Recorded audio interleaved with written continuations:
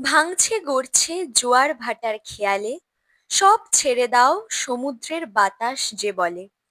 লাইনটা আমার মিনু কাকিমা অর্থাৎ কবি গৌরী মিনু রায়ের লেখা চলো হারাই স্বপ্নের দেশে কবিতা থেকে নেওয়া।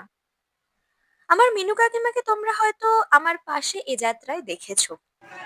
সত্যি তো, হারাবো এক নতুন দেশে, এক স্বপ্নের দেশে।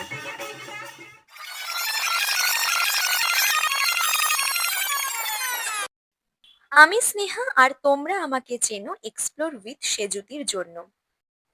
সুন্দরবনের প্রথম পর্বে তোমাদের বোট, হোটেল আর হ্যামিল্টন বাংলো দেখিয়েছিলাম। এবার যেতে চলেছি সুন্দরবনের আসল ঐতিহ্য, অর্থাৎ সবুজ আর জলের মেলবন্ধনে।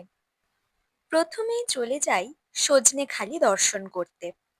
এটি একটি ওয়াইল্ড লাইফ স্যাংচুয়ারি। ১৯৬০ সালে পশ্চিমবঙ্গ সরকার এটিকে অভয়ারণ্যের তকমা দেয়। সুন্দরবন আসলে তো একটা গোলকধাঁধা। সেখানে সজনেখালি বন্যপ্রাণী অভয়ারণ্য এক বিস্ময়কর বাস্তুতন্ত্রের একটি ক্ষুদ্র প্রতিরূপ। এই সজনেখালি পাখিদের জন্য স্বর্গরাজ্য। স্থানীয় থেকে পরিযায়ী নানান পাখির আনাগোনা রয়েছে এখানে। পরিযায়ী বলতে মৌসুমী এশীয় ওপেনবিল সারস ও ম্যানগ্রোভ সুইসলারের কথা আমরা বলতে পারি।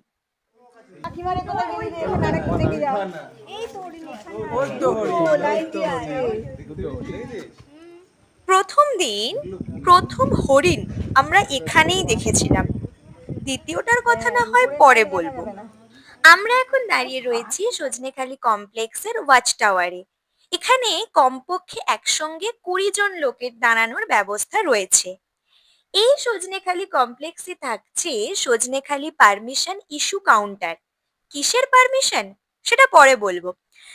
থাকছে ম্যানগ্রোভ ইন্টারপ্রিটেশন সেন্টার। এই যে সুন্দরী গাছ, তার পিছনেই রয়েছে ম্যানগ্রোভ ইন্টারপ্রিটেশন সেন্টার। এই যে সুন্দরী গাছ, সম্ভবত এর নামেই সুন্দরবন। এই সুন্দরী গাছের পরিবার হেরিটিয়েরা ফর্মস যদি না থাকতো, তাহলে সামুদ্রিক ঝড়ে হয়তো ভারতবর্ষের মানচিত্রটাই বদলে যেত। এই সজনেখালি কমপ্লেক্সে পশ্চিমবঙ্গ সরকার পর্যটন বিভাগের সজনেখালি ট্যুরিস্ট লজও রয়েছে। সেখানে সন্ধে ৬টার পর লজ থেকে বাইরে বেরোনোর কোনো অনুমতি নেই। বর্তমানে সম্পত্তিটির নাম দেওয়া হয়েছে মাতলা ট্যুরিজম প্রপার্টি। এই বাড়িগুলো সেই প্রপার্টিরই অন্তর্ভুক্ত। ফরেস্ট অফিসারদের জন্য বানানোও বলতে পারো।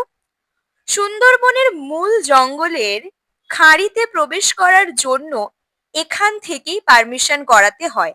এই পারমিশনের কথাই আমি একটু আগে বলছিলাম। আর সেখান থেকে ফরেস্ট গাইড নিয়ে তবেই তুমি যেতে পারো জঙ্গলের গভীরে।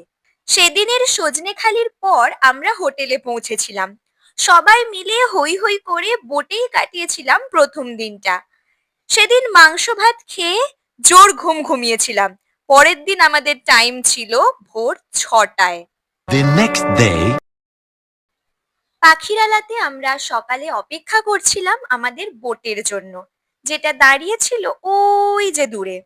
তখন ঘড়ির কাঁটায় বাজে কিন্তু ভোর ৬:৩০। সকালের চাটা আমাদেরকে বোটেই দিয়েছিল। আমরা আবারও দাঁড়িয়ে আছি সজনেখালির গেটের সামনে। এখান থেকে আমাদের পারমিশন হবে, ফরেস্ট অফিসার দ্বারা চেকিং হবে। এখন এই গেটটা খোলে সকাল ৮টায়, তাই আমাদের ওখানে প্রায় বসতে হয়েছিল ১ থেকে ১.৫ ঘন্টা। একটু বেশি, মানে ১৮৫০। তো তো সেই দিক থেকে সবাই সেই কথাটা মাথায় রেখে সবাই হার্ড বোতল আনবার চেষ্টা করবে, কারণ জল অবশ্যই প্রয়োজন। মানে যেগুলো ইউজ অ্যান্ড থ্রো বোতল নয় সেগুলো আনার চেষ্টা করবে। 2 hours later. আমাদের গাইড ডিপার্টমেন্টের একজন approver registered eco guide, local guide. পার্শ্ববর্তী পাখির আমার বাড়ি। আমার নাম হচ্ছে অমর রপ্তান। আর যেহেতু আপনারা সবাই সুন্দরবনে ঘুরতে এসছেন, তাই আমাদের প্রত্যেককে আমার স্থলবিন্যাসে সুনাম ভালোবাসা নেবেন। আমাদের আজকে যে প্রোগ্রামটা আমাদের রাখা আছে, আমাদের ট্রাভেল এজেন্সি রেখেছে, সুন্দরবনে বিভিন্ন চ্যানেলের মধ্যে গাড়ির মধ্যে আমাদের ভ্রমণ করতে হবে। তার মধ্যে দুটো পয়েন্ট আমাদের আজকে নামতে পারবে। একটা পয়েন্ট দুর্গন্ধখালা স্পট আছে, নাম্বার জায়গা আছে। আর লাস্ট থাকবে দোবাক। এই পয়েন্ট আমার কারণ হচ্ছে জাস্ট ওই জঙ্গলের মধ্যে একটা জায়গা উঁচু করে টাওয়ার করা আছে, তাই দূরের জঙ্গলে ভিউটা আমরা দেখতে পাই। এবং ওই টাওয়ারের সামনে একটা করে ম্যানমেড একটা পন্ড করা আছে, যেখানে সম্পূর্ণ রেন ওয়াটারটাকে হারভেস্টিং করে রাখা আছে। যদি কোনো এই জল খেতে আসে আমাদের লাস্ট ব্যবহার করলে অন্য ওখানে যেগুলো দেখতে পাই।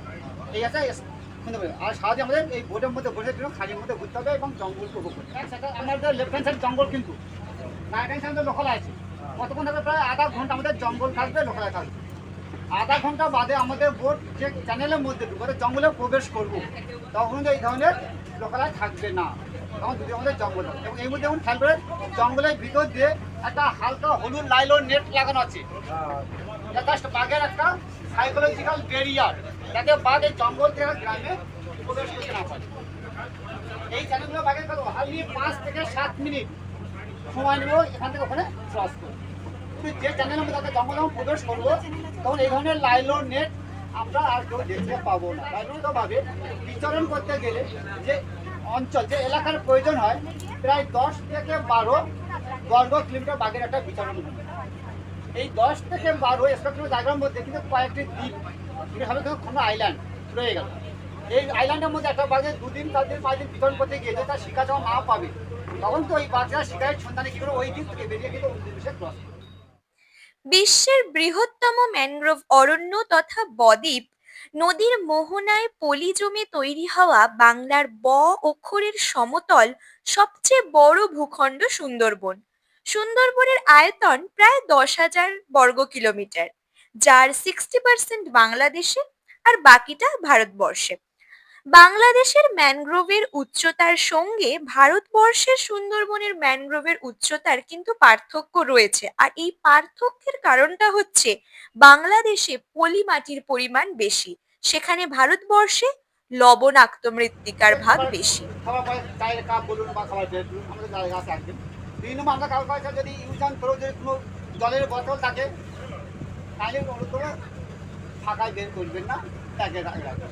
3 নম্বর পয়েন্ট, কোনো ক্যাম্পে নামার পরে, এখন নামার পরে ধূমপান বা গুটকা এগুলো বা গাছের পাতা এগুলো ছিনবেন না আমার সময়।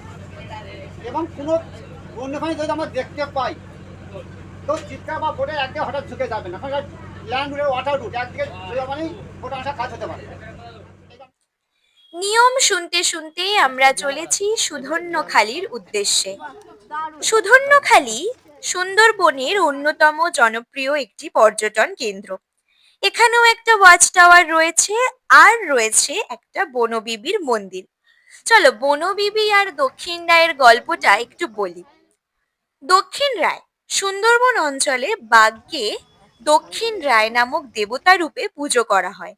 দক্ষিণ রায় ছিলেন এক বীর পরাক্রমী রাজা, যিনি নানাভাবে তার প্রজাদের বিপর্যস্ত করতেন। রূপ বদলে বাঘের বেশে প্রজাদের ভয়ও দেখাতেন। আর তার থেকে রক্ষা পাবার জন্যই বনবিবি তথা বনদেবীর পুজো। দক্ষিণ রায় উত্তরবঙ্গে আবার সোনা রায় বলে পূজিত হন। সুধন্যখালিতে আমরা বেশ কয়েকটা ম্যানগ্রোভের সঙ্গে পরিচয় পেয়েছিলাম। ও এক্সাইটমেন্টে বলতেই ভুলে গেছি যে আজকে সকালবেলা নানপুরি, চানা আর মিষ্টি খেয়েছিলাম, ভুলেই গেছিলাম একদম।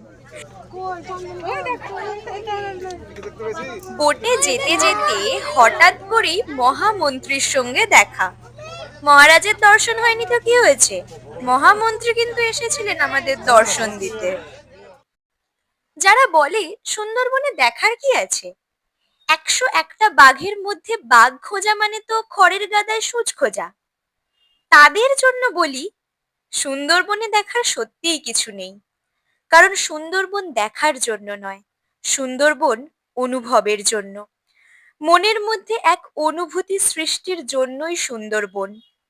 সুন্দরবন মানে জঙ্গল, জল, আকাশ, মেঘের এক অদ্ভুত খেলা।